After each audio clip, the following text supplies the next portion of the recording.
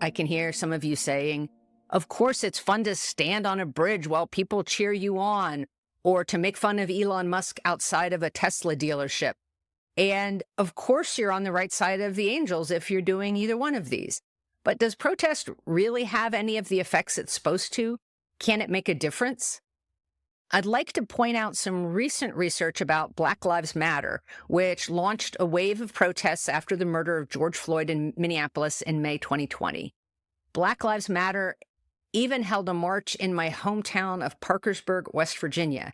Not far from the long early voting line at the Kanawha County Clerk's office was a Black Lives Matter Get Out the Vote rally.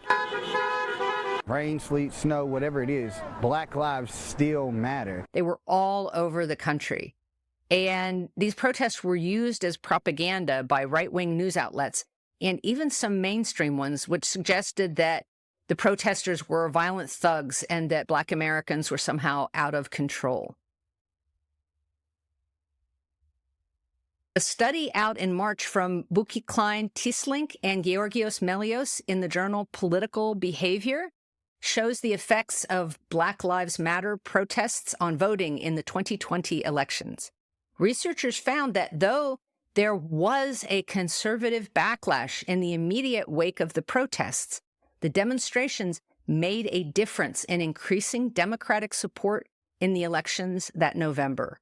The research also suggests that, this is a quote, the effect of protests is relatively large in counties with smaller, whiter, and lower educated populations.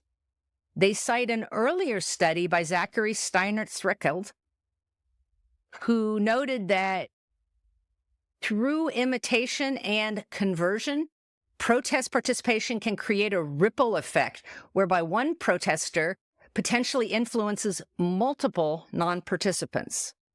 This is just one way that even small protests all across the country matter. They can change the national landscape, but they can change the landscape on the ground near you.